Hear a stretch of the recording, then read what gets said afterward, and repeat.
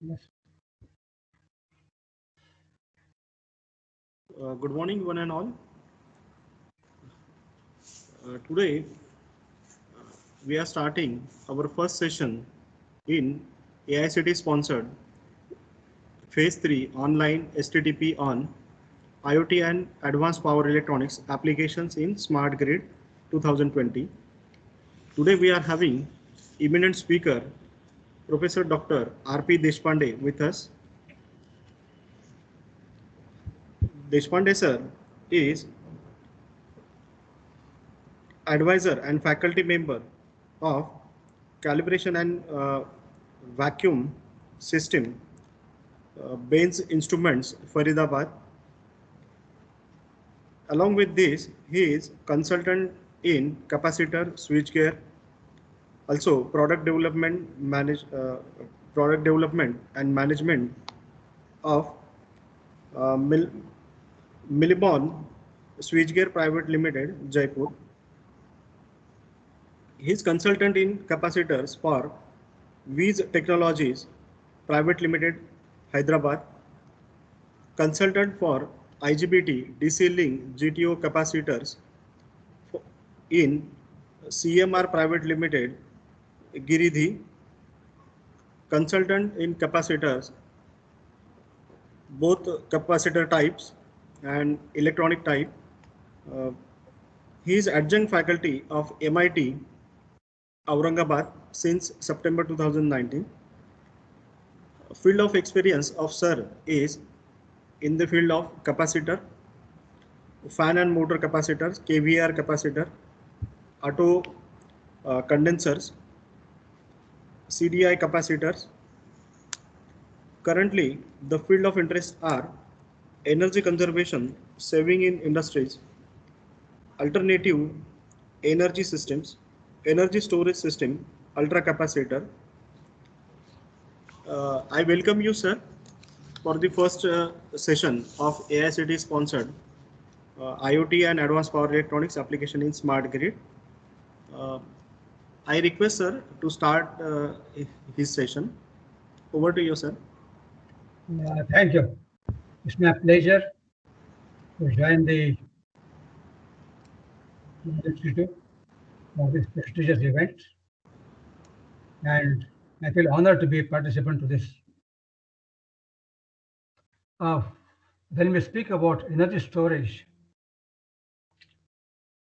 the very first energy storage device to be developed in the world was capacitors. That was way back when the Leyden jar was involved. Subsequently, some development did take place in capacitors, but when battery came in, and since the time the battery was developed, almost 2 decades, the battery has ruled the energy storage scenario.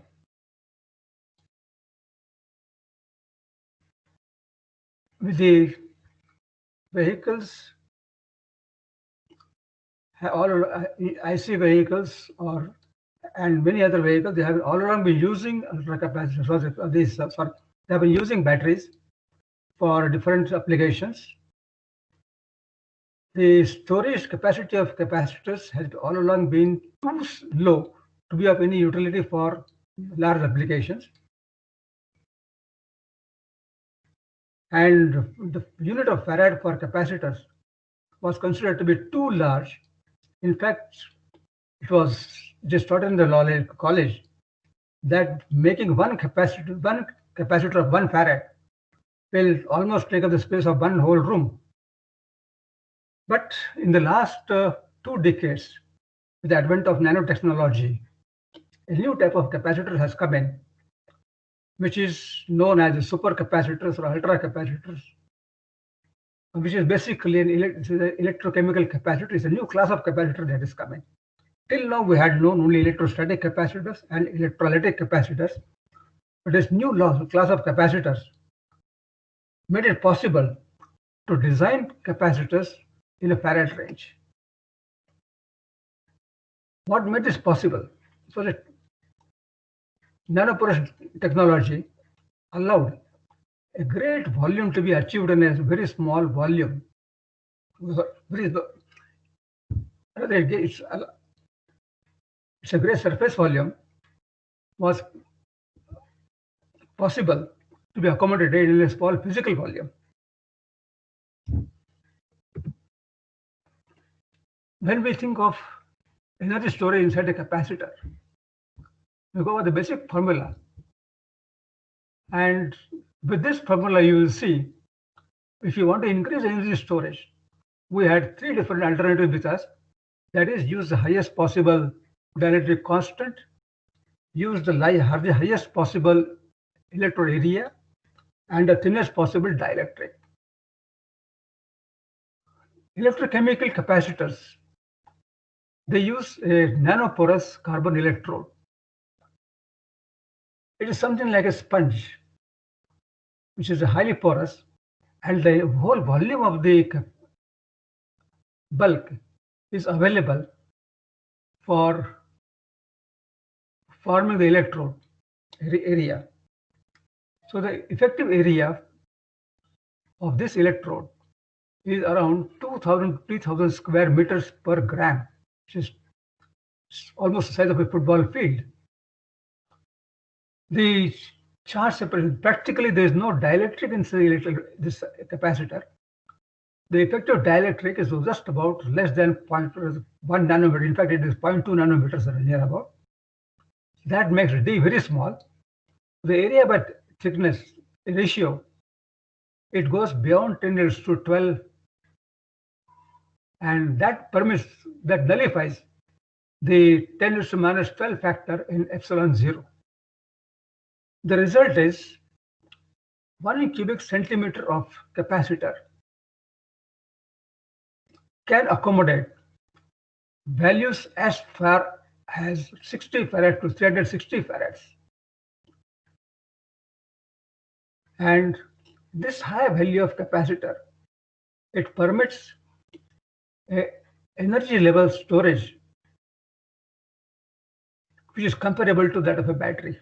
Though not as big as a battery, it could be somewhere between 1/10 to 1/5 of a battery.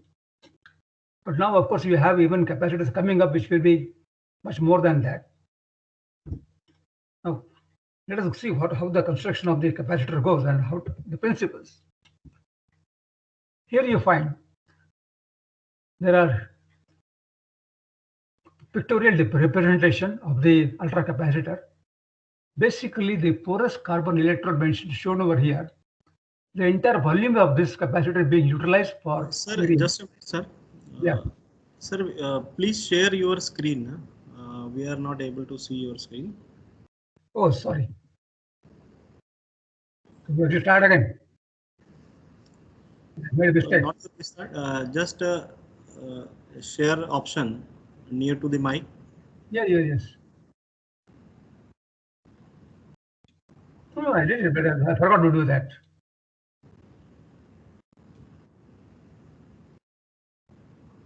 Shall we start once again, no?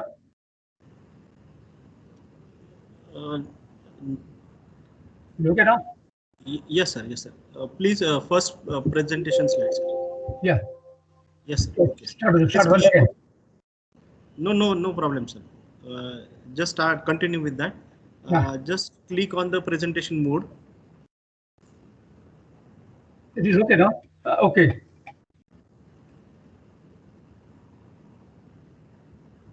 Yeah. Yes, sir. It is clear now. Yeah. Shall we start from once again, no? No problem, sir. Just continue. Okay. I'll go through the slide once. I want to start again. Hello? Yes, sir. Okay, I'll start again then. Please, sir.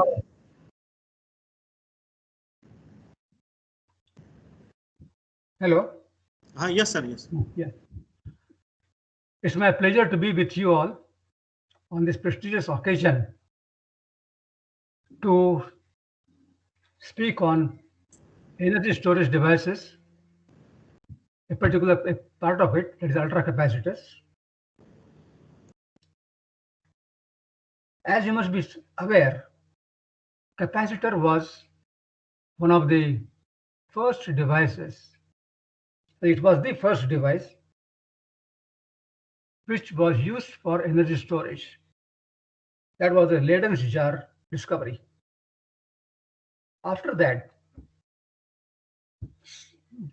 the capacitor went on developing, but in the meantime, batteries came in around 1800, and since that, almost 2 decades, batteries have been ruling the energy storage scenario all over the world. Whether it is the power supplies, whether it is toys, whether it is vehicles, everywhere, batteries rule all along. Even the electrical vehicles were made using batteries. The vehicles first came in, that was in the end of 19th century. The electrical vehicles made their appearance, but they were all based on lead acid batteries. The last 2 decades have seen the new technology in capacitors coming up. All along, we know electrostatic capacitors and electrolytic capacitors. They are made in range of microfarad because farad is considered too big a unit, and we have been taught that making 1 farad requires 1 whole room, that is the volume. So thinking of farad was just impossible till recently, till the time these ultra capacitors came in. Once this nanotechnology came in, the materials were made available which could be made into porous electrodes, and they offered very high electrode area, which was otherwise impossible. And the effect was we could manufacture capacitors in farads and even thousands of farads. So today you have capacitors that start from 0.01 farad to going into thousands of farads. And the energy available with these capacitors is comparable to that of a battery, even though not exactly the battery. It will be something like 1/10 to 1/5 of the battery. But the power delivery of these capacitors was very high, which was not possible with batteries. So let us consider how this development is taking place, the basic principles of these capacitors. If I have to increase the energy level in a capacitor, the basic thing we have is 3 things we have in hand. One is dielectric constant, the electrode area, and a dielectric thickness. Electrochemical capacitors, or we call them ultra capacitors or supercapacitors, they use a porous carbon electrode. This is nanoparticles, and the whole volume of this electrode is available for electrode area being highly porous. The result is you get an area about the size of a football field. It will be about 2,000 to 3,000 square meters per gram. The charge separation distance or the dielectric thickness is almost 0 because the dielectric is naturally formed. We do not use a separate dielectric here.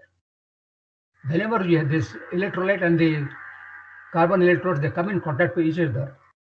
They're very thin oxide layer form, which is just about the size of 0.2 nanometers, around that size. So the dielectric thickness is that small.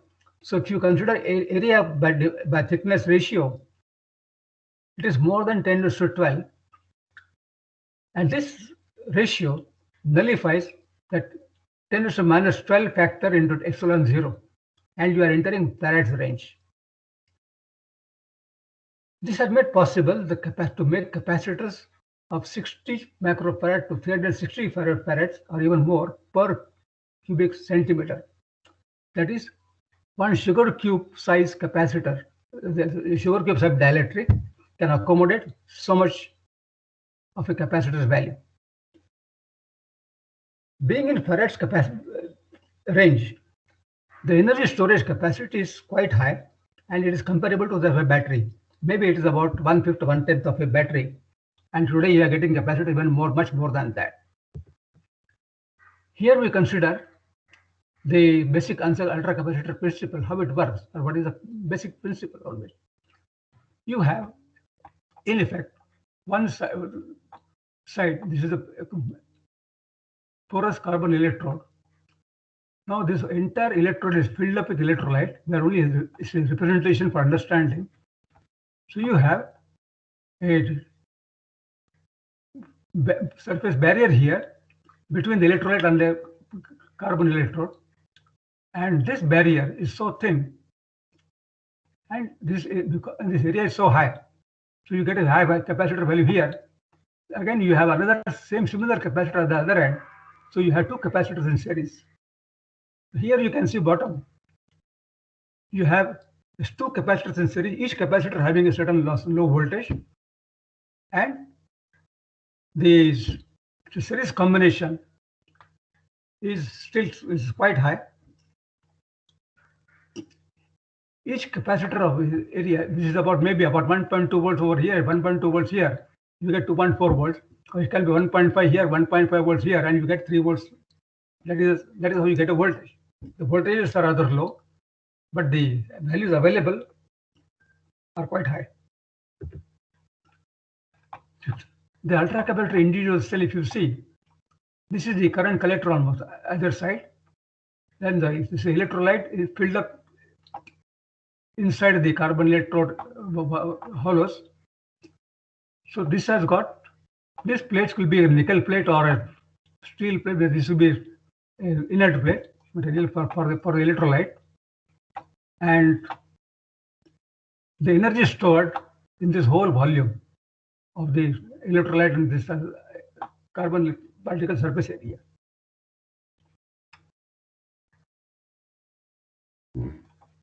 So because you have two different layers on each side, these are called double layer capacitors. They are electrochemical double layer capacitors.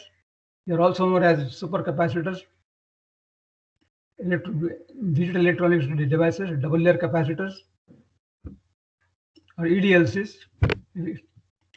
Now here, in fact, we have today 3 different types of supercapacitors available. This ultracapacitor which you see on the left side, it has got both electrodes made of carbon, is a porous carbon, and both electrodes are identical.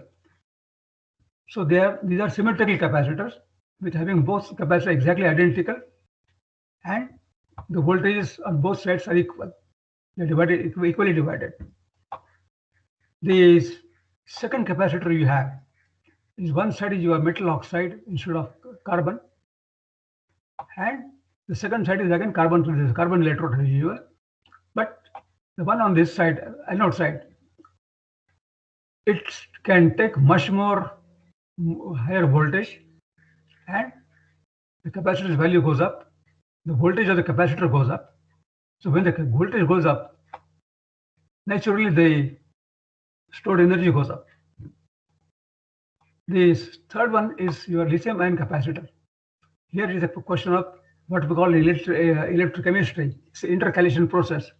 So you have lithium-ion blocked into the anode, and they get out under the effect of electric field.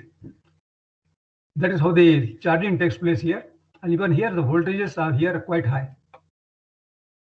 When I say quite high, it is in terms of this capacity, ultracapacitors.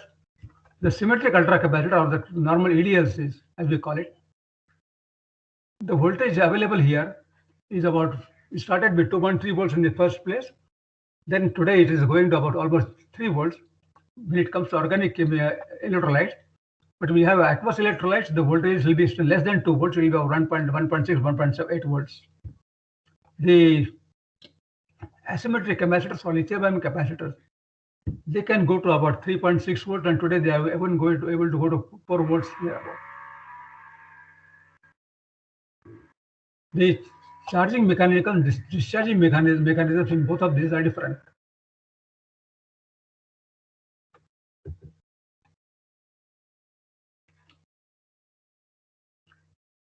We have ultra capacitor modules of this system.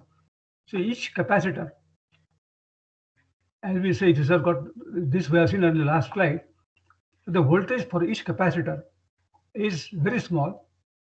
In aqueous electrolyte, this 1 volt side voltage is only 0.8 volts, and the overall becomes 1.6 volts or 1.8 volts, maybe it comes to that.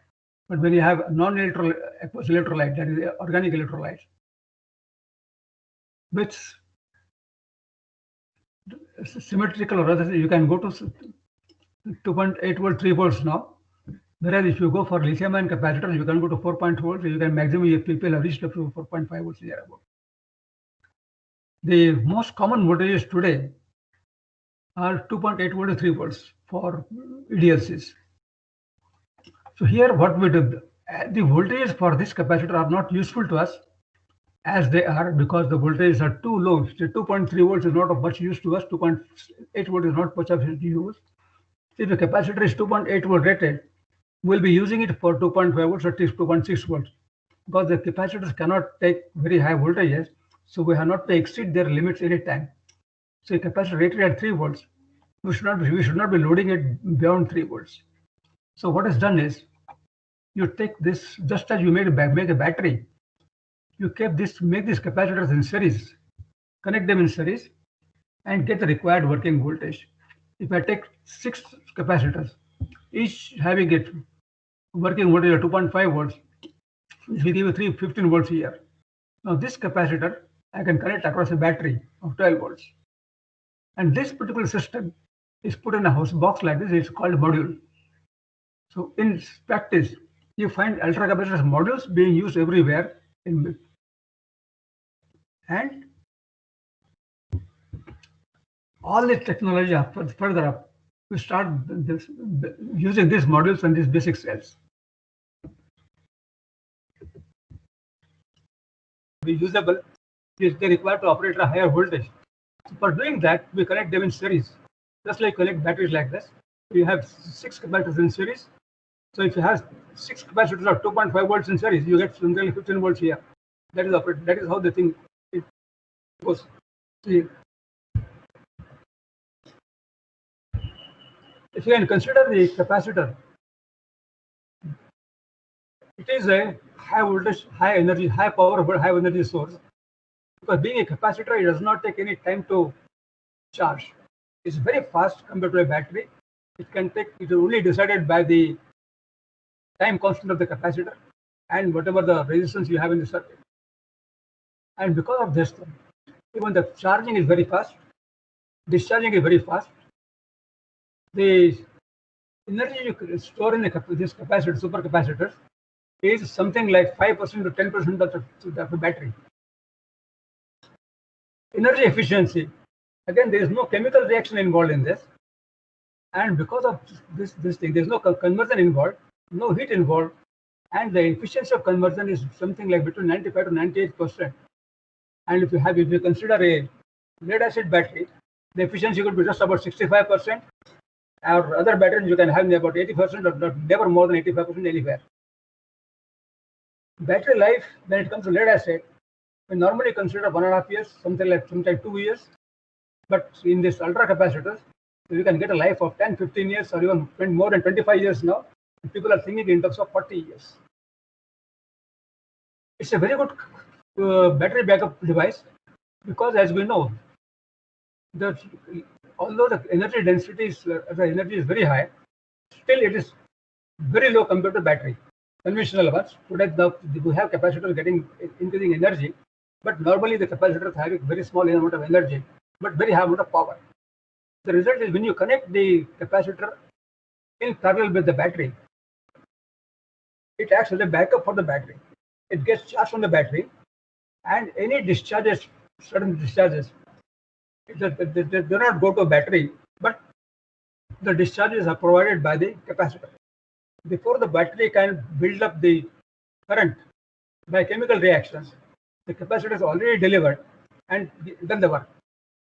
By doing this, the response time is very fast. The battery is relieved of the certain discharges, of these discharges, so battery life goes up quite a bit. For the same energy level, weight of the ultra capacitor is about 1/5 that of the battery.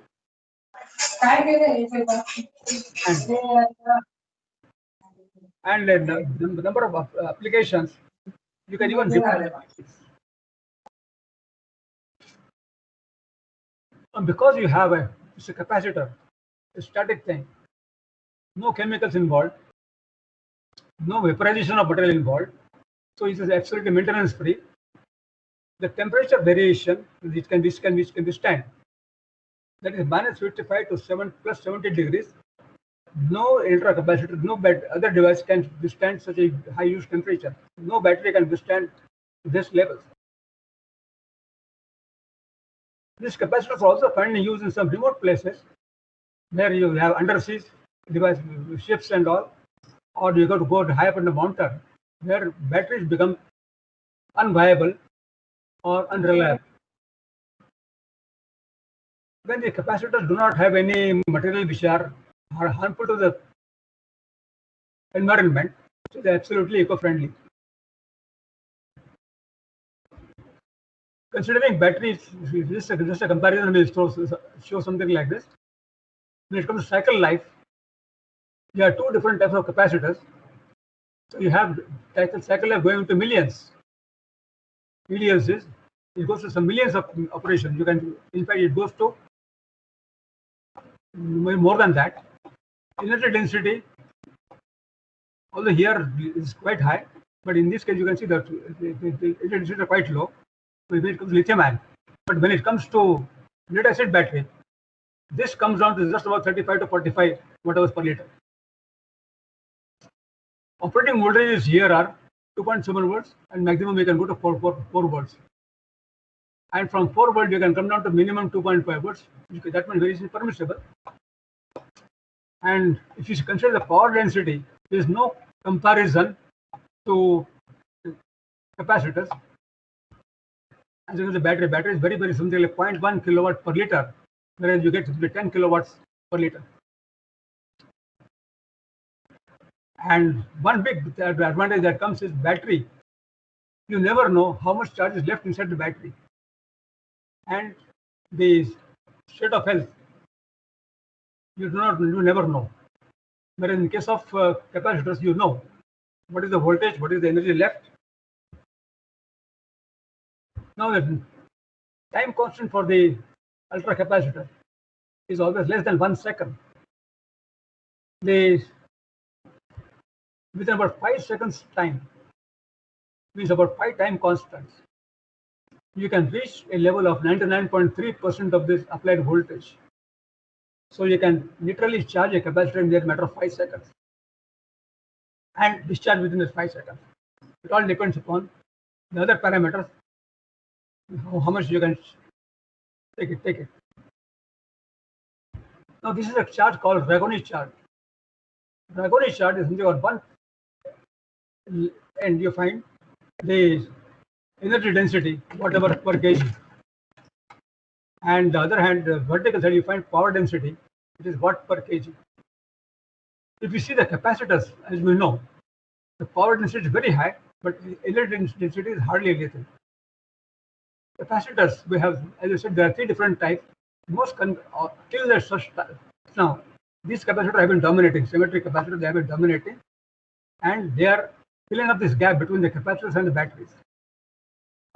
For batteries, the energy density is quite high, but power it cannot be. It has a limit. That is where these capacitors come in. They fill up the gap between these two. They help batteries deliver through them at a fast rate. Now we have, and when it comes to fuel cells, the power delivery of fuel cell is still much lower than the batteries. So they always require whenever you have fuel cells, even though they store a huge amount of energy, you will always require some other device for delivering the power requirements. It could be batteries, it could be ultra capacitors, and today these ultra capacitors are super, they are taking over a number of times. Today, if you use the hybrid capacitors, the latest development which are coming in this area now going on, the energy density available is comparable to the batteries here, whereas the power density available is also very high. So this is where the maximum work is going today, and this is going to have an increasing market in vehicles as well as bit storage. Now these are the kind of capacitors you can see. You have these flat pop step capacitors, then you have this prismatic capacitor as they call it. You have small watch type things, and again here you have a huge capacitor. This one is 2200 farad unit, one piece, and you can have it stack them one over the other and may get a huge amount of energy levels. If you consider the effect of temperature on batteries and capacitors, because if you consider both of them as energy storage devices, because we know that storage energies are comparable. If I consider lead acid battery, it goes from -20 to +50. That is the maximum operating temperature, and even the safe charging temperature is also within that level. But when it comes to lithium-ion batteries, which is maximum being used in vehicles today or many other applications, the usable temperature happens to be between this level, 40 degrees here, and around -5 degrees here. It will not go beyond -5 degrees. And actually, ideally, you can say 0 to 35 degrees, 35, 40 degrees. Whereas I come to ultra capacitors, right from -40 to +65 or even +70, it's just no change anywhere. You can safely charge them, safely discharge them. Here there is a lithium-ion battery. When the usable temperature is this high, from -5 to +40, but when it comes to charging temperature, it cannot go beyond -8 degrees something, and it cannot go beyond +35 degrees centigrade. So that is where the ultra capacitors score maximum. The one problem with ultra capacitors is they are rated for 2.5 volts or 3 volts. When they are rated at 3 volts, you'll be using something like 2.8 volts maybe. And when you connect them in parallel series to get a higher voltages, one problem that comes in is the capacitors are manufactured in a tolerance of +20 degrees. So voltage across each capacitor can vary, and the individual capacitor voltage can go beyond its rated voltage.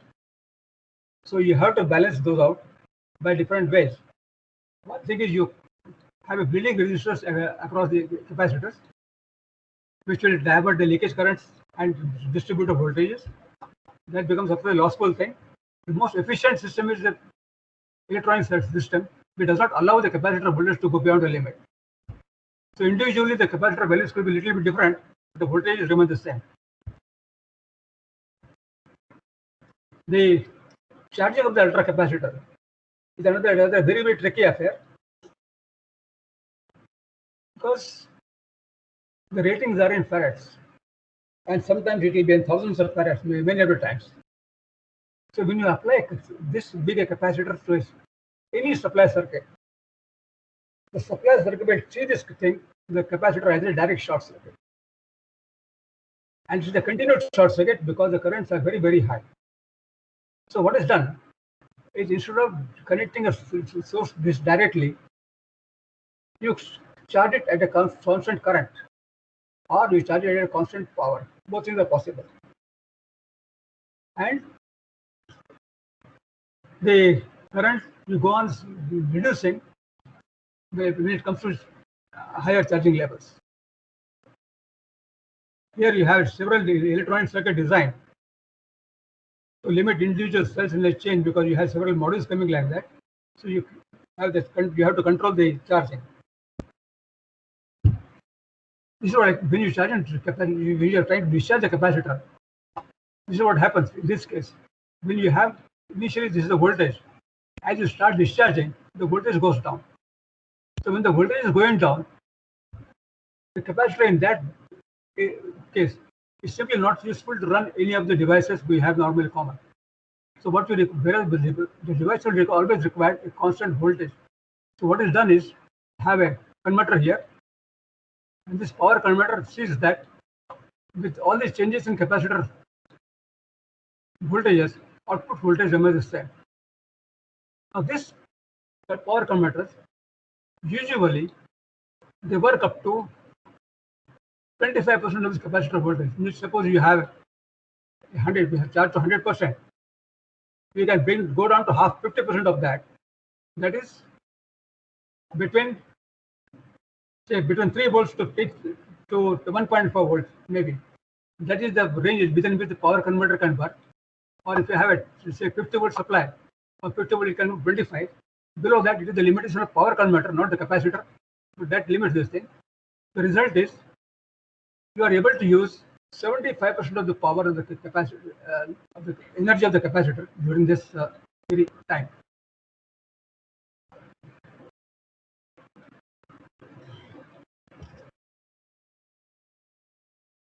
I can compare a ultra capacitor with a battery.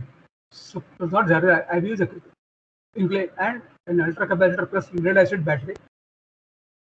Today we are using this lead acid battery in a ignition capacity or your ignition circuit for cranking the car or vehicle. When you are starting a vehicle, this battery undergoes a very deep discharge. The battery size of for a vehicle is decided by the worst possible condition faced by the vehicle during starting. Means the capacitor, supposing the vehicle has to start at minus 10 degrees centigrade, then you know how much the battery will degrade during that time. Then the vehicle will be standing on the slope. Again, you know what is the energy required for this, what is the power required for going up. So considering all those factors, the battery is already decided. So really, actually, the battery side, if you can do with 18 ampere hour battery in the normal running, you have to go for battery about 3 sizes size, particular that size, to take care of this factor. So if I use a ultra capacitor with parallel with the battery, I can reduce the battery size 1/3. The volume goes down, then short time capacity goes up, the cold weather performance goes up because the vehicle can start in the cold condition as well.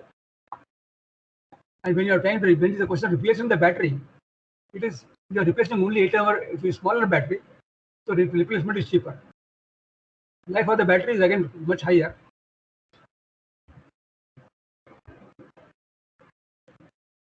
Today you get vehicles, batteries running for 2-wheelers.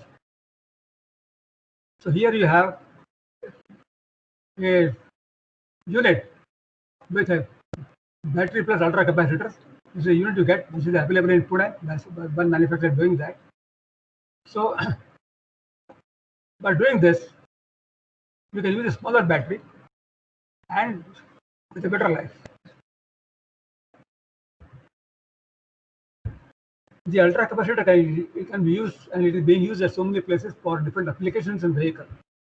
The first application, as I mentioned earlier, that is the battery backup, and we extended the battery life by doing that. The second thing that happens is the increasing cranking reliability, in the sense, even if the temperature is down, even if the battery is down, the vehicle can start in all conditions, including cold conditions. When you have very cold conditions, sub-zero temperatures, in diesel engines, sometimes you have to make the engine hot before you are able to start it. But you have ultra capacitor, it is not necessary. The vehicle will start with ultra capacitor itself. In most modern vehicles, you have the regenerative braking. That is, as the vehicle slows down, the kinetic energy of the vehicle is taken back and returned to the battery or the electric system.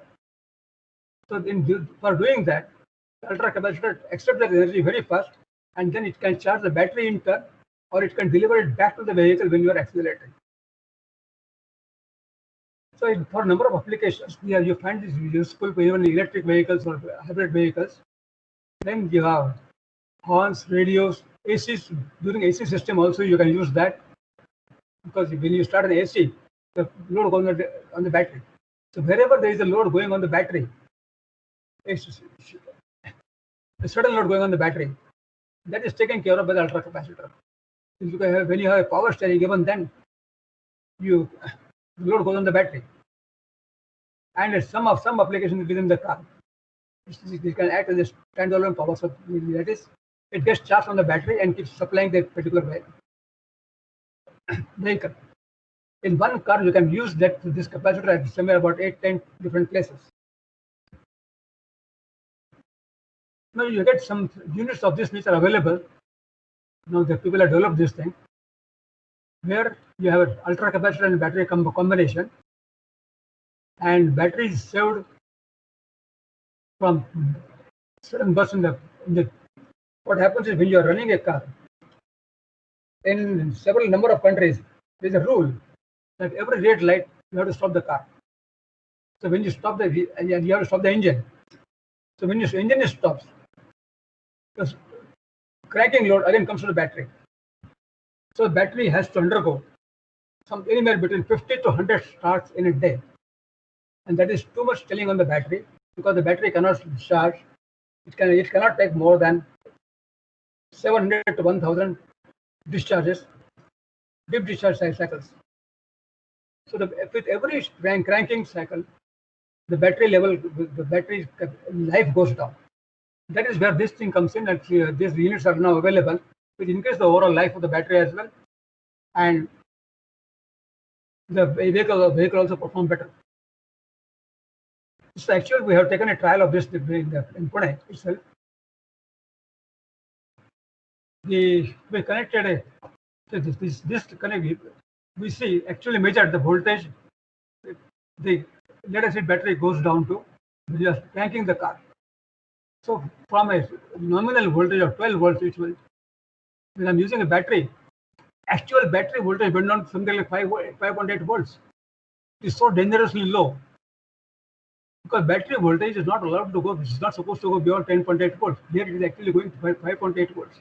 And again, it's the 1 second graph. At the end of 1 second, you are still not come down to back to the same level again. And between this time, again you have second cranking again coming in from a different cylinder.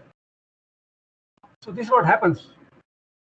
What we did, and this is the reason why the life of the battery goes down so fast.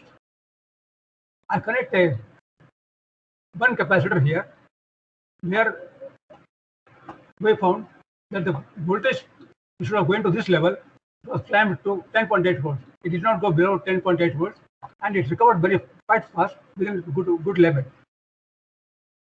Then what we did was we increase the capacitor value again in parallel with the battery, and here we are from 12 volts within a matter of 100 milliseconds. You are back to the same voltage, the full voltage of the battery.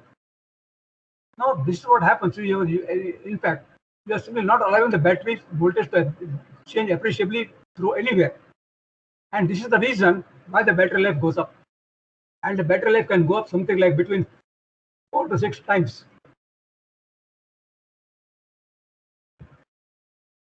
In the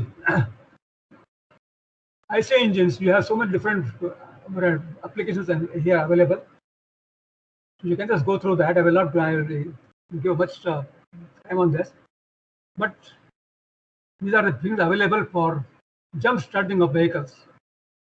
This is a vehicle this is a unit which is available for jump starting of trucks and buses in absolutely cold conditions. They are in common use in Canada or USA, in cold conditions like that. And these are something which can be carried on the vehicle itself. As I mentioned, the start operations. This is the normal circuit which is applicable to you, available. So this is auto start capacitor. This is now available commercially. Of course, not in India as such as yet. But by using this, battery runtime goes up by 400 times, four times rather, and it increases the reliability of the engine starting. That is the basic thing. You never have to worry whether the battery is down, whether the temperature is down, whether the engine will start or not start. You don't have to worry at all. So this particular use as this battery backup, it is now almost universal in all the electrical vehicles.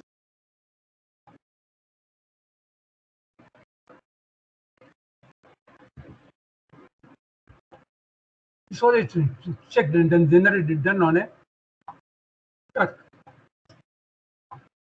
Now this particular thing is on a using a battery. What was done was this battery along with the ultra capacitors. The total current that's taken is 915 amperes. But most of the cranking current is taken by the ultra capacitor. The 716 amperes is taken by ultra capacitor. The remaining 204 amperes is taken by the battery.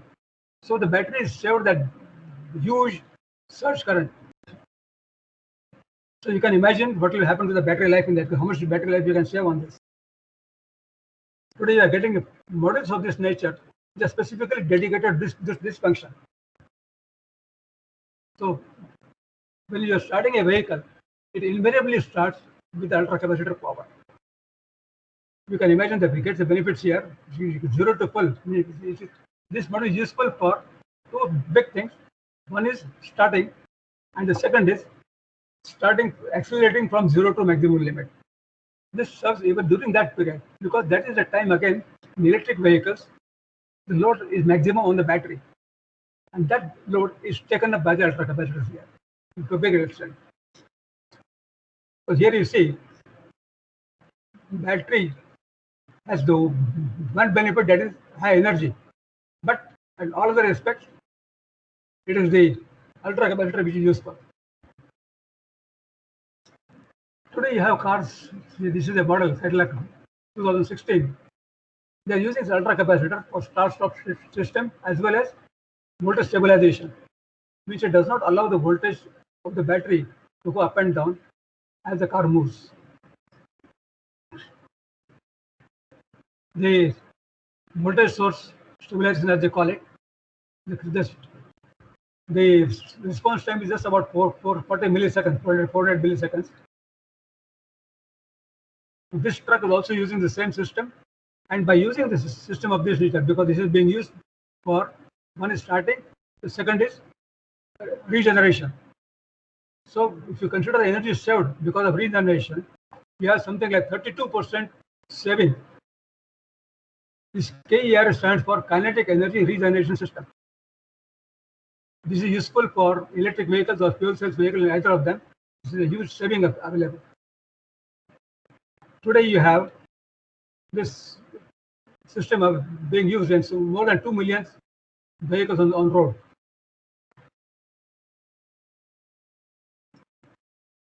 Today you see this is one system we are calling graphene ultra capacitors. New system of ultra capacitor.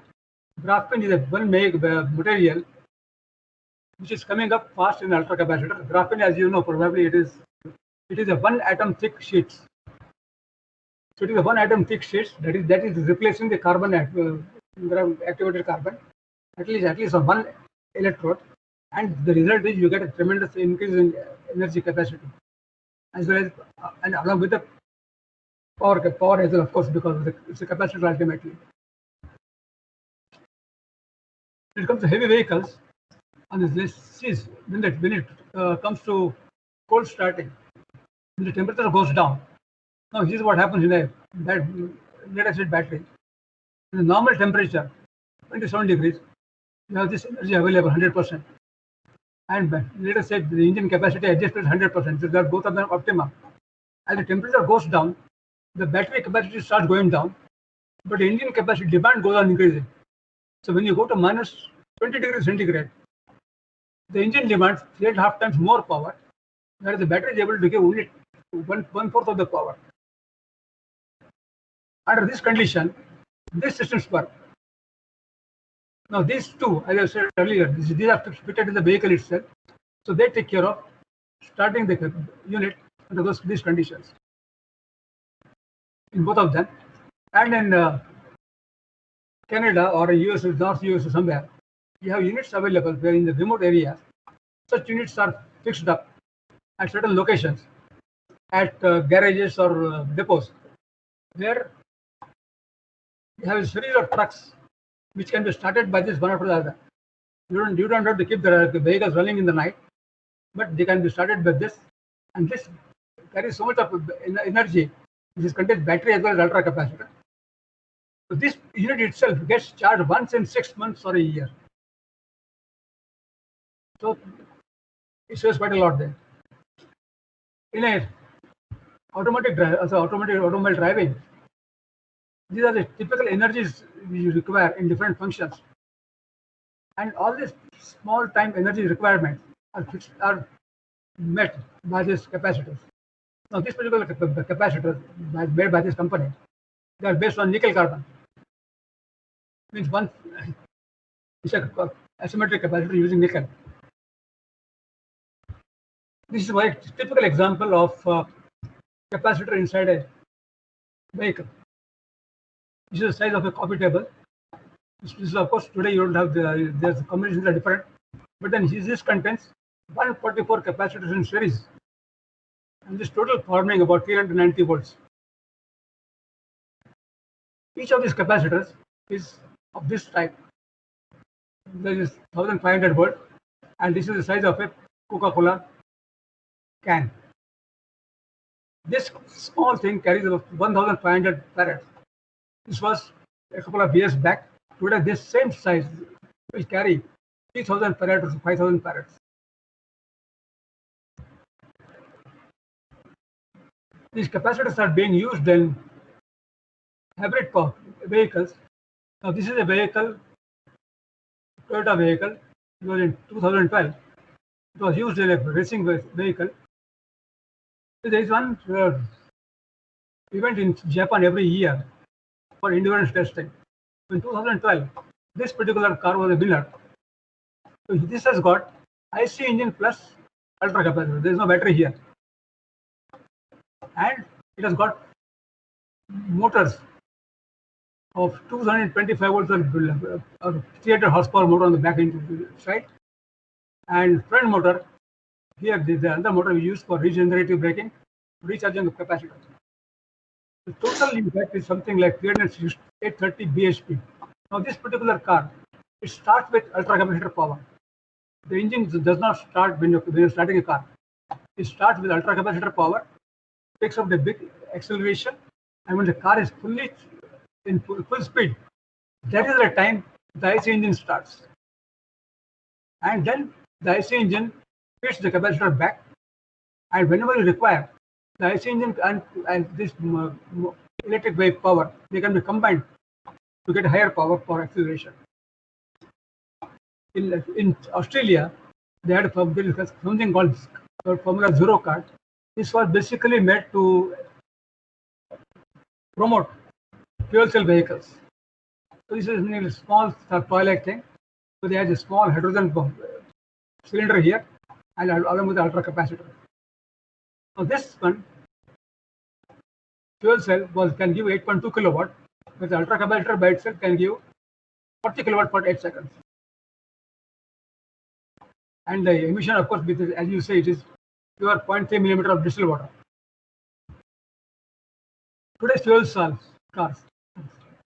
This is a car as of now, River Simple Rasa H2 two-seater car. In this car, you have a hydrogen tank for 1.5 kg, 300 bars, very high pressure, and the fuel cell in between. You have ultra capacitor fitted here in this space by the power backup.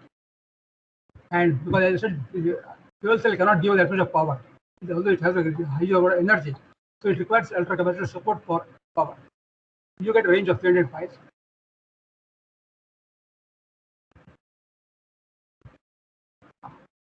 This new model, this about recent model, I can say, Lamborghini Sian. This has got 48 volt supply system along with ultra capacitor. So this combination go to it can take up something like 600 amperes in one go, and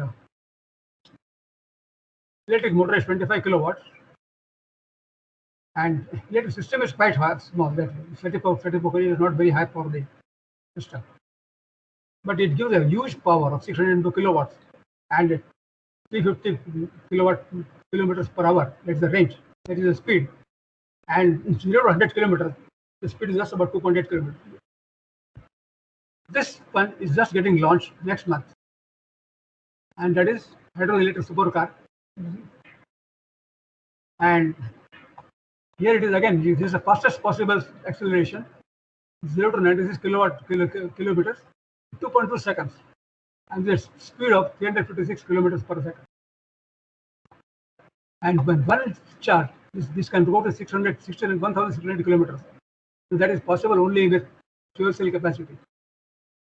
And this refill time for hydrogen is about 5 minutes. Now this is one huge ultra capacitor modules for buses. You can see altogether this comes to about 220 kilogram or 262 liters of volume. And this particular has got so many different fans here, then the terminals, temperature sensors, fuses, back terminals, ventilation load. This is all a question of something like a battery management system. This particular thing used in this buses. This bus has been used in China since 2004. It's a 41-seater bus plus a driver, and you have this pantograph structure here on the top. Very along the route, once it is charged, it goes to 3.5 miles or something like 5.5 kilometers in one go. In between, you have another station coming up like this. This is called umbrella stop, and it goes on like that. If it is at bus stop, the charging time is only about 30 seconds. But if it is charging from the zero at comfortable speed at the depot, it can take maximum 6 minutes. But these are fast chargers. Here for the ultra capacitor, they get charged in 30 seconds time. So every third, fourth stop, you have a system like this. And so far, right from 2004, the bus did not have any failure till now. And compared to lithium-ion batteries, this is much cheaper because there is no energy storage involved into a great level. The same bus, another model, they have an ultra capacitor plus battery that is for a longer route, and it goes 45 miles with one charge. Now this bus is now being used in China as well as in the USA and other places. It does not have any battery.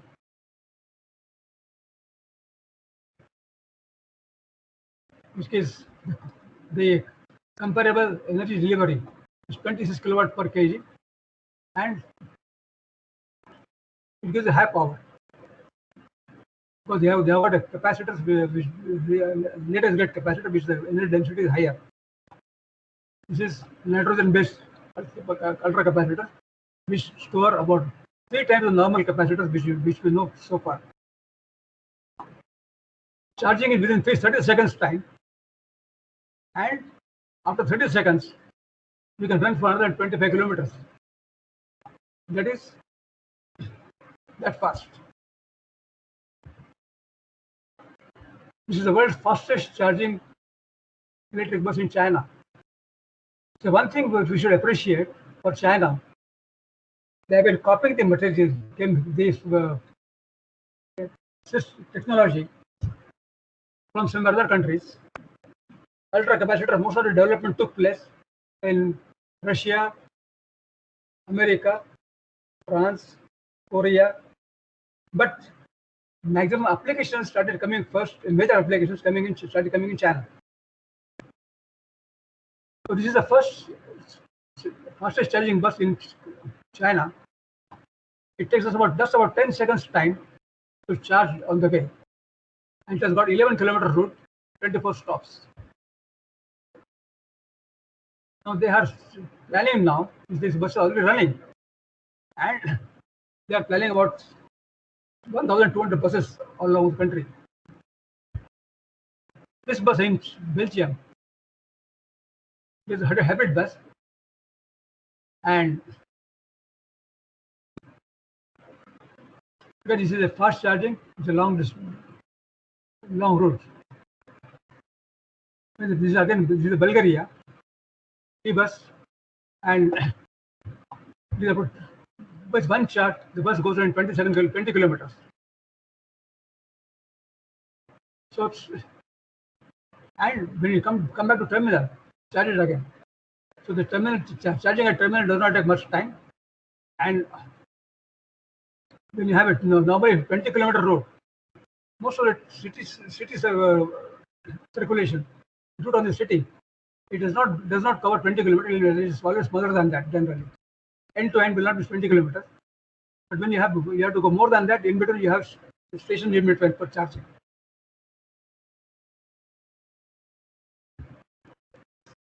You have these hybrid buses, different in so many places now,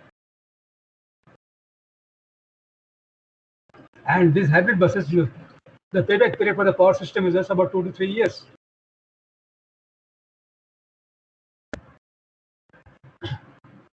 This bus in Switzerland, ABB, we call it TOSA. This bus is already coming into India, and probably they are planning a similar bus in Ahmedabad now. But this one, this is a hybrid bus. The charging is en route. Only has 15 seconds. That is the fastest possible for the hybrid bus, and 600 kilowatt. Now, for charging, the use power. Now, this used power for charging is available only through ultra capacitors. No battery system can charge that fast. And even for onboard charging on the vehicle itself, you require ultra capacitor again to support the battery. Take care of these things. So, flash charger on the route, they deliver 600 kilowatts for 15 seconds. Whereas at bus depot, you can charge it slowly within a matter of 3 to 5 minutes.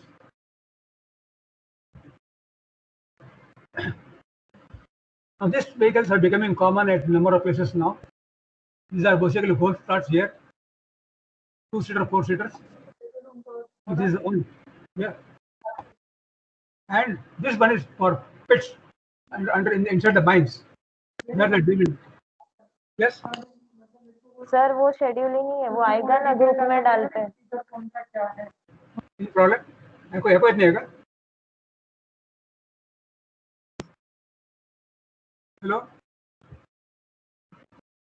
This is an interesting development taking place now in auto rickshaws. This is in USA. You have a 3-phase motor here, and ultra capacitor. This does not contain any battery. It uses an ultra capacitor unit of this nature, and this has got 100 watt-hours per kg. This is comparable to a lithium-ion battery. This gets charged in 3 to 6 minutes. Normally, you require, if it is a lead-acid battery, you require a couple of hours, and the fastest charging in lithium-ion also takes 1 hour. And with one charging, it can go to something like almost 150 kilometers. And they are also offering retrofitting of existing petrol or diesel vehicles.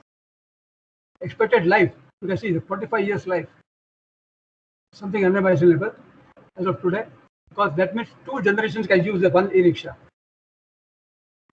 This is another one, which is in UAE. This is the company of kilowatt of series capacitor, and something similar. This is using since 2015, 150 kilometers with 5 people, and with a charging of less than 30 seconds. That means a person can use this e-rickshaw throughout without any stoppage in between for charging. By the time he stops for a tea cup of tea somewhere, the rickshaw gets charged. This has got a battery which can go. This is a specification, you can just imagine that. Minus 42 plus 80 degrees centigrade is no problem. And the life of the e-rickshaw is 1 billion cycles. That is the battery life. Here we call it battery because it's a combination of so many different capacitors. Now this one has been developed in India, in Bangalore, and are in engineering group, Bangalore. This was the collaboration with one group, Shadow Group in Singapore, and their manufacturing facility coming in Pune. They are much cheaper compared to other ones which you have seen just now, because the range is small, and the life is the battery of ultra capacitors. They do not afford that highest thing, but then you have got, still they have about 10 years time you can get, and they carry a load, means they can carry either a load or the passenger. They have both models available. This gets charged in a matter of 5 minutes here. And temperature wise, again you can see minus 25 to plus 60 degrees. So there is no problem here. And running cost, when it comes to just about 1.5 rupees per kilometer, is probably the cheapest thing you can think about for e-rickshaws. The ultra capacitor used in e-rickshaw is got difference. It's got along with the battery. When you are using, they use a lead acid battery. They are existing auto rickshaws. This is what happens. Something like a battery backup in e-rickshaws. And I showed you one charge discharge couple experiment which I did earlier. So here, this is a normal current in the battery. Whereas in case of when you have ultra capacitor along with it, this entire current is taken up by the ultra capacitor. The battery life goes up again. Today, this company called Nava, they have come up a hubless scooter. There's no hub in this, and they have got a battery of 9 kilowatt hours, and they coupled with an ultra capacitor. So this gives a quick start to the battery system. Everyone has got trains, metro trains running on purely on ultra capacitors. There is no cable, no overhead wires, no undersea cables, no underground cables. What they do is at the stations, they charge the ultra capacitors in the train. On the electric in these cars, we have capacitor systems available here. So this is wireless charging from ground, and then it runs the whole city. It's based in Taiwan. This is a low power tram running in China. Again, use 100% ultra capacitors, no batteries here, and no wires on the tram. It gets charged at the stations, and charging time is 30 seconds. And once charged, it goes up at somewhere between 3 to 5 kilometers before the next station comes in. The speed is also quite high. And every station has got a charging station, and which charges from the source of 900 volt DC. Kinetic energy recovery system. This is one big application for ultra capacitors at a number of places. Once I made it, trying to remark earlier for one car. Now, during this running, the battery load is something of this nature. Even the mechanical load is of this nature. So when the car is going, speed is going up and down. During this speed, the energy is taken back to the battery here, or this is supercapacitor inside, located inside battery car, and you save a good amount of energy here. So the fuel consumption is near about 20% or more. This KERS system is used in Korea for a metro railway, light railway they call it, light railway vehicles, LRVs. So when the the train is speeding up, and the speed is reducing, breaking up, that is the time they have maximum energy is required, maximum power is required. So when the vehicle is braking, the energy is absorbed from the vehicle, and it goes to a substation here for storing. And so you don't have require mechanical brakes to such a high level. So all the energy is utilized, and when this vehicle or some other vehicle starts, the energy is given back to the vehicle. So during this time, the total energy saving is near about 30%. The people employed a couple of millions they invested and recovered that amount within a matter of 2.5 years. Now, this is the kind of system they have on the lines, the scheduled tracks, which stores the energy. We have 2,600 farads. Now, this is another system in Germany. This is the system. This is the grid supply here. One train is accelerating. While it's accelerating, the energy from here, it goes back to the roadside storage system here. And when it is decelerating, the speed is reducing. This is what happens. And when this is accelerating, at this place, energy comes from here. So only the remaining energy is taken from the grid. So that is how you save a huge amount of energy in this thing. And this is becoming common in most of the railway systems now. Forklift is a big headache in the industry because of the way it is being used or because of the load it gives to the battery. The one battery does not last even one shift. Somewhere between 4 to 5 hours time, you got to change the battery because it is a battery subjected to so many vibrations, so many fluctuations it cannot withstand because of the deep discharge cycles. Even the battery life is also very low. Here now they started using this ultracapacitor unit in parallel with the battery. The result is all the fluctuations in the battery is gone. The battery can go to one full 8 hours duty. After the end of the 8-hour duty, you take the battery out, replace another battery. So that goes for recharging. But this way, you are able to save the time, the production time, the time is saved. Then the battery also is saved. And for this application, this ultracapacitor module can give you as high a power as 30 kilowatt, which is not possible with the battery. You have a problem over there. Now this next step which has come now is they have simply completely replaced the ultracapacitors in the forklift by using only this battery is completely replaced with ultracapacitor. So in this particular thing, there is no battery here, only this particular module with ultracapacitors. So this can be used for this truck forklift, and this forklift can be used as an automatic guided vehicle as well. So you have this type of system in automatic guided vehicles, forklift of shuttles and local shuttles.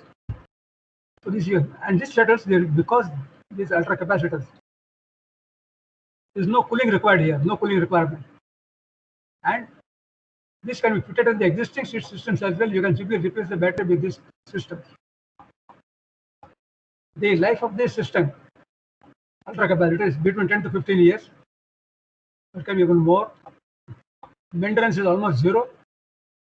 And one big advantage is when you are running on this thing, the energy requirement is very small. Because what happens in between, the moment you get some 5 minutes just somewhere in between for the vehicle, you can get it charged locally. So you have a number of points on the floor where the battery can get charged. This is ultracapacitor, the ultracapacitor can get charged over there.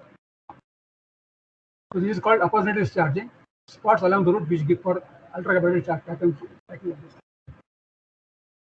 In UK, London, you have this gondola cable car working since 2012, almost 8 years now. This cable car, it is working purely on ultracapacitors. There is no battery inside it, no rail running for it, no power line running on the gondolas.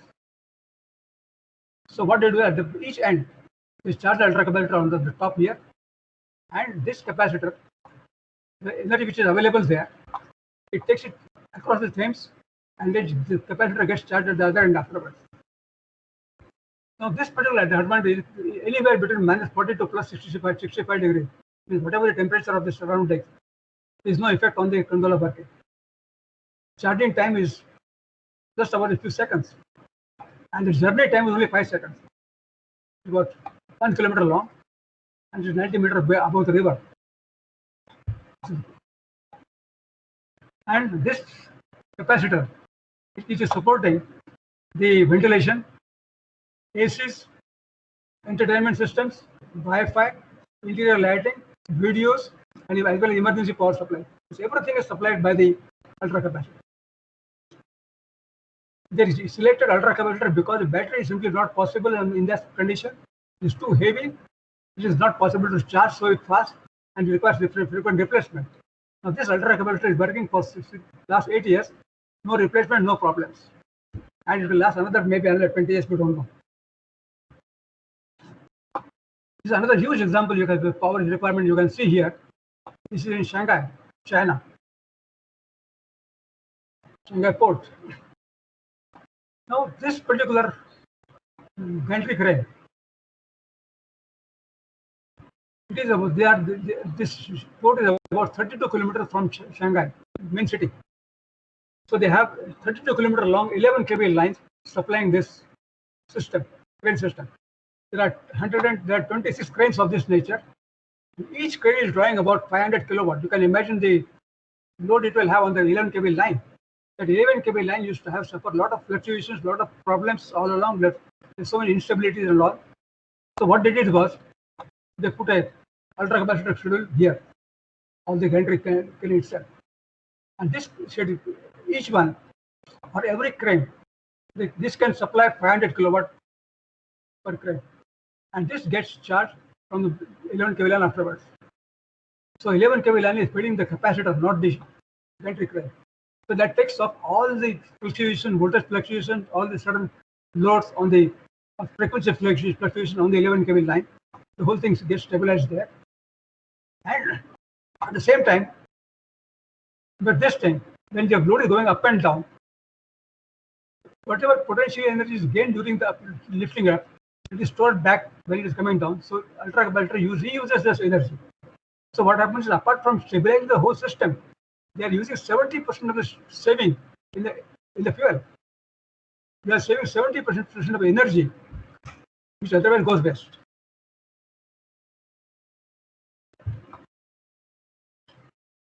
So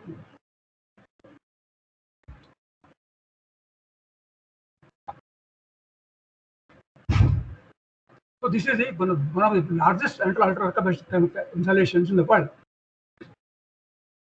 which is shipped to shore. So each one has got, you can imagine the number of capacitors you use, 6,000 capacitors of 3,000 farad each.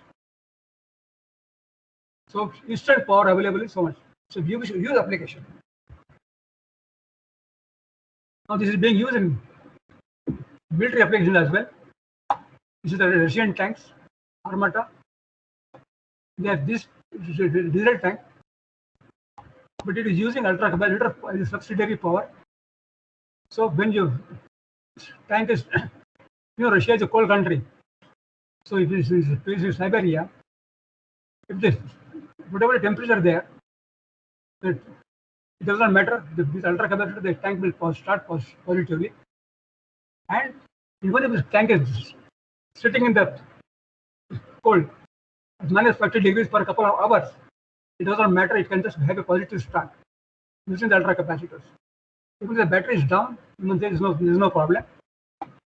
And but another advantage you get is in place of batteries, use of ultra capacitors, they reduce the size of the compartment to half. Battery compartment. Now, in this system of this nature, the compartment size matters quite a lot, because every cubic foot or cubic inch counts in these vehicles of this nature. So, because every liter, 1 liter space saved means 100 kilometers of weight down. So that means we have more space for fuel as well as ammunition. So this is new technology coming. This has just come up now. This is another marvelous technology. Again, using for warfare. This is a system using what we call a railgun. You can see the turret here. It's a very short turret, and ultracapacitor bank in the system is charges huge amount of energy, and it gives 64 megajoules of power for the railgun. Now, in this railgun, what happens is there are two rails through which and a load in between, metal is in between. So when the sudden field is generated inside these two rails, sudden current flows, it throws the metal piece out in a big surge. That will come sometime later on maybe. But what happens is here, this electromagnetic pulse is created, and using this pulse, you have 14.5 kg tungsten bullet. The cannon size is 155 millimeter. The bullet goes up. It's a cylindrical long thing, and the speed is 4,500 miles per hour. It's Mach 6. It's a huge speed, and they call it unstoppable missile. That is the wording given to this particular cell. And it can hit, the range is about 100 miles away, is about 150 kilometers. And it can fire at the rate of 4.8 shells, almost 5 shells every minute. It's a very huge thing, and then there is no material in the world, no ship material available in the world which can withstand this particular impact at this speed. Because wherever it impacts on another ship, it will create a big hole inside the ship, and water will enter inside. So one thing, big thing that happens is the impact, the range which is available, the speed which is available, which is unstoppable. And in addition to that, the bigger advantage is you do not carry any ammunition with you on the left floor. So this is future fighting vehicles, either navies or standing missiles, might utilize this sort of a system. It's already in a development, both by USA as well as China. China is even trying on this. Right now, they're trying on the ships. Even USA is also trying on the ships now. Here, yes, we are using a capacitor bank. This is the capacitor bank you use for this sort of a system. New system on board, and this is consistent in general setup of this nature.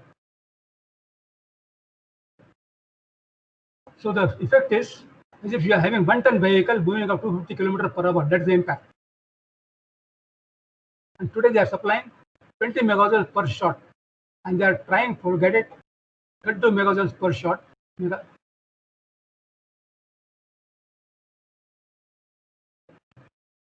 This container, they call it pulse power container. That's the name given to this container.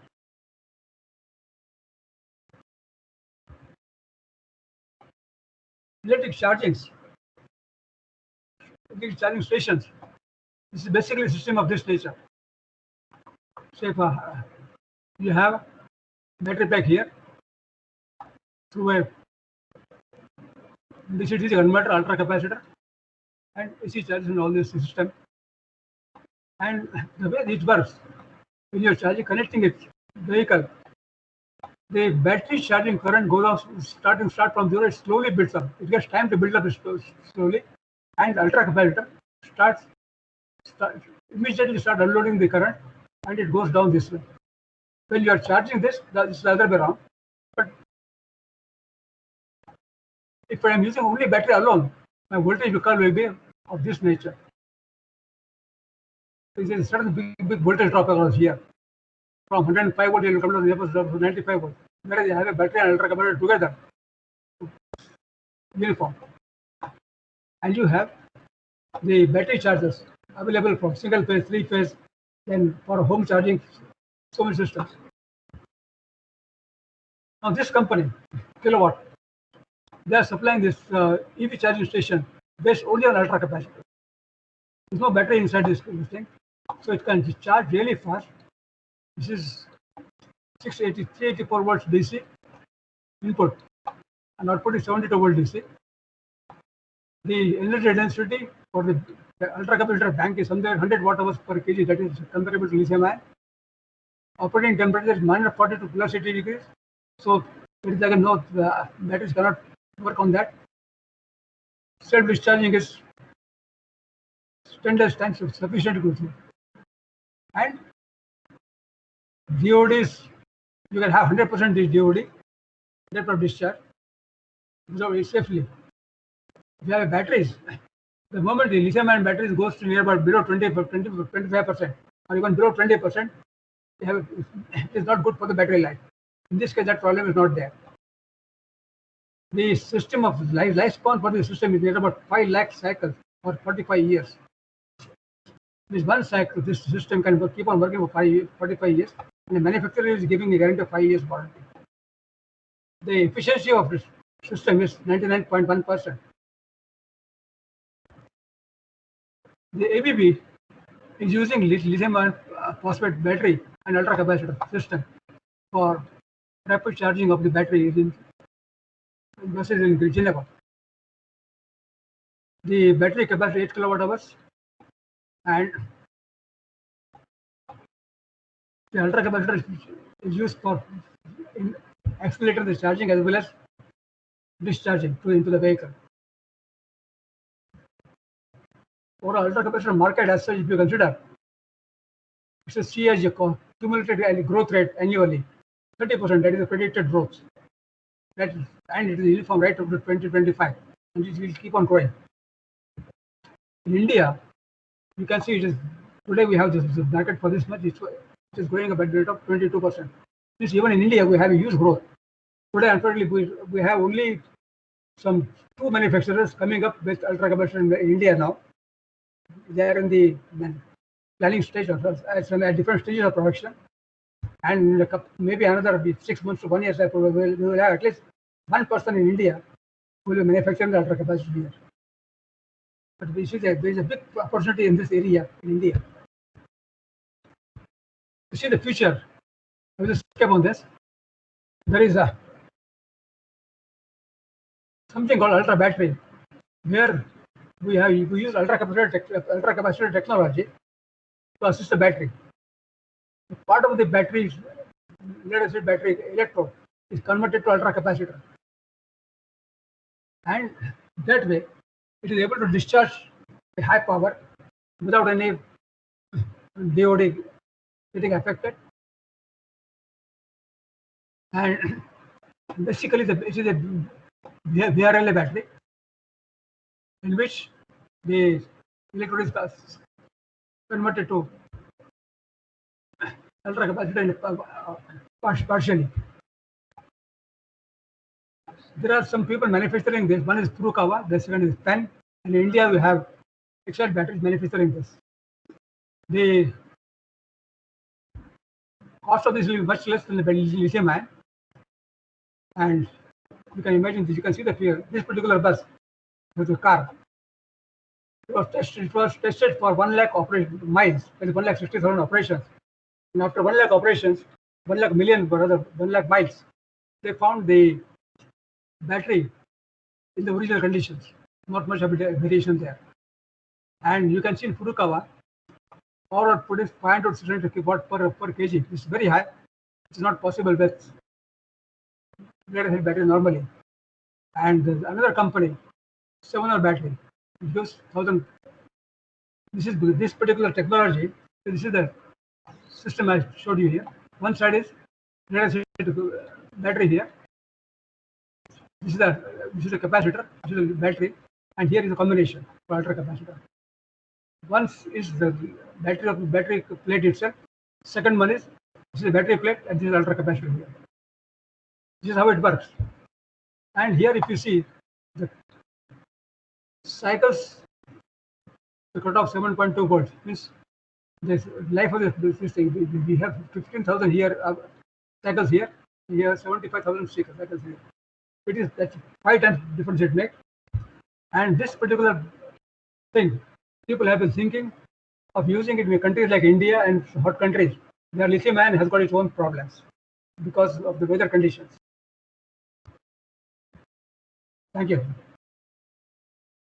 Any questions, please?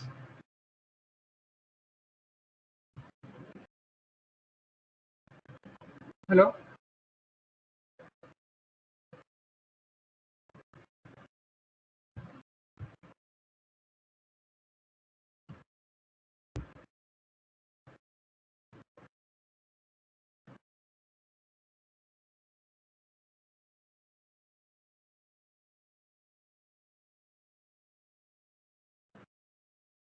Hello. Hello. Hello. Yes. I can take questions now.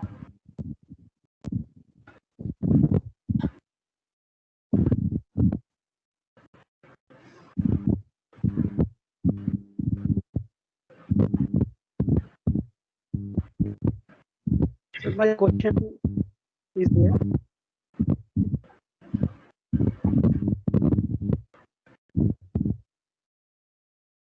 May I ask any question?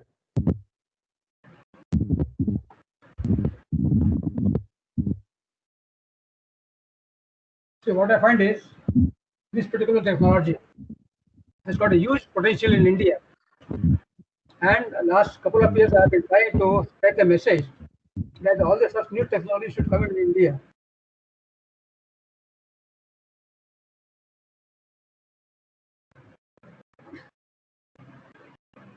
Today we have ultra capacitors coming in using so many different technologies. Something using lithium-ion, some using graphene, some using nickel, and so many different electrolytes coming up. And there's a possibility that in number of vehicles tomorrow, we find ultra capacitors more than the batteries.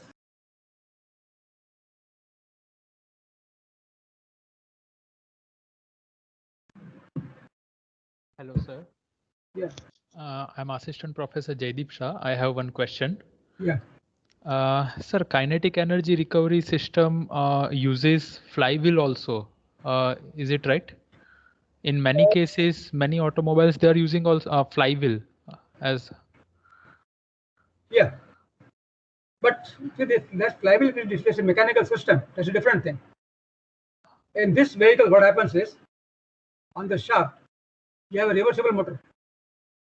Yes, sir. So it's Yes, a drive motor.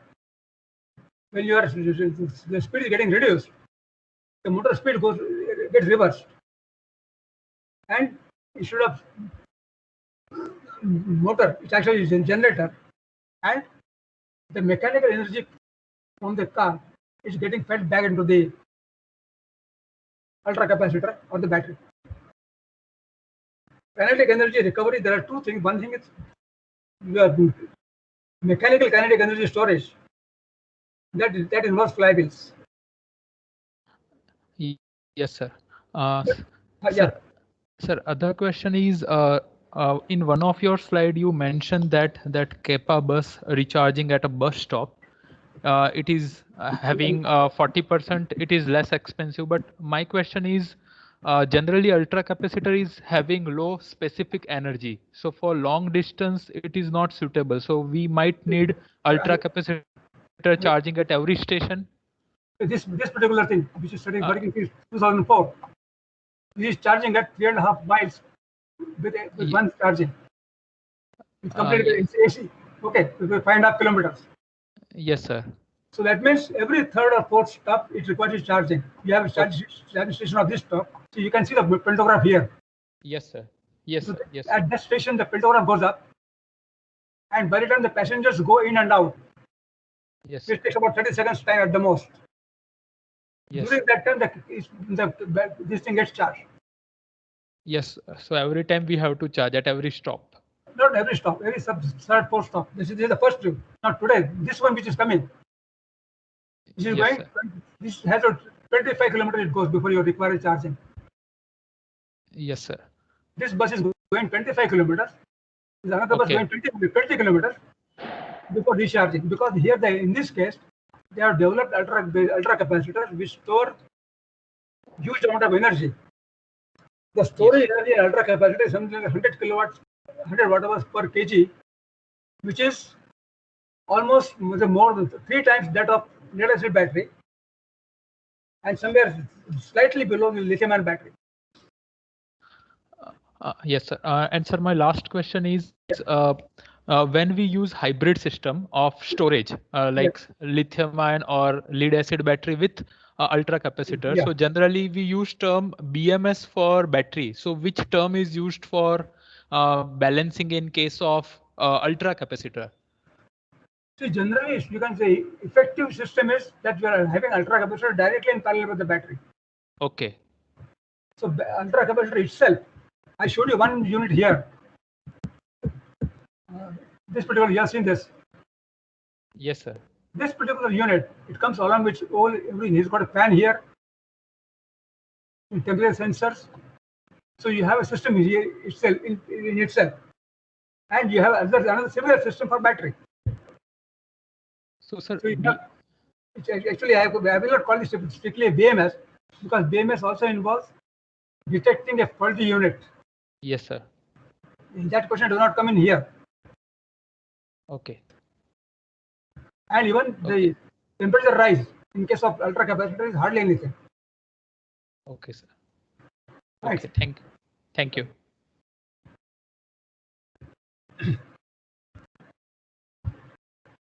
Yes, any more? Yes, sir. Myself, Hemant Kumar Rajput. Yeah. I want to ask something. Yeah. Sir, my question is that in your slide you have mentioned ultra capacitor may be charged by the discharge battery. May it affect the life of the battery in that case? No, see what happens. Suppose the battery discharge, it will still have some voltage available across it. Yeah. Whatever that voltage is, the ultra capacitor gets charged to that voltage. See what Okay, happens? but it may affect the life of the battery or not? Need not. But ultimately, somewhere it will affect because here what happens is ultimately you allow the battery to go dead. So that means you are affecting the battery anyway. Okay. See, let us say I'm having a lead acid battery. It is charged to 10.8 volt, let us say. Yeah. That is a minimum limit. It is permissible. Okay. Normally, you do not allow that battery to come to that level. Yes. But when you have, let us say you have a battery even at 11 volts, that will not start a vehicle. But if you have a battery connected across with a ultra capacitor, whatever current that battery can supply, the capacitor gets charged. The capacitor will get charged from whatever current battery is able to supply. Yes. And that is sufficient to start the engine. And when the engine starts, that vehicle will recharge the battery again. Yes. Yes. Your ignition system, normally the car system, once the car starts, the car keeps the battery charged. So that process will start again. Yes. Okay. Thank you, sir.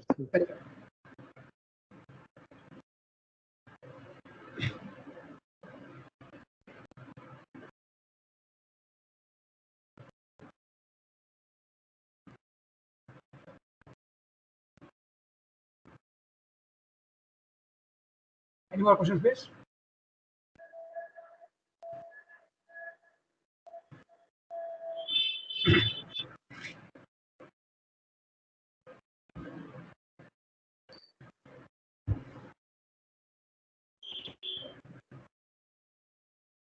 What you are seeing is my book here on ultra capacitors, which gives everything in detail.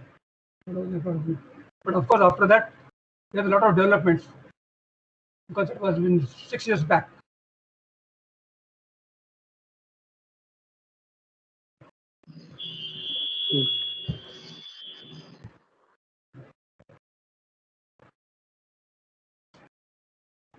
Today you can see you have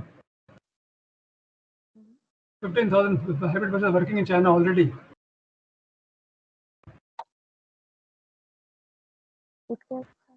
Yes.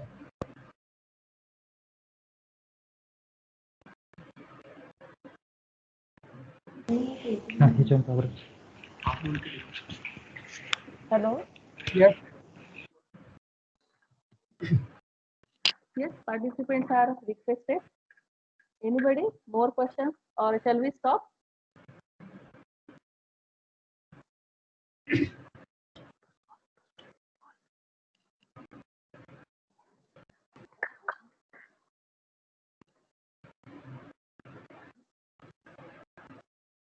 So I think no one has questions.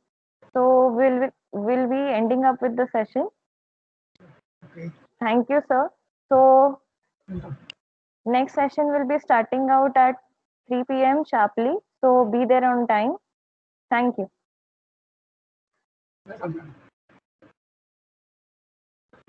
Okay, it's all right.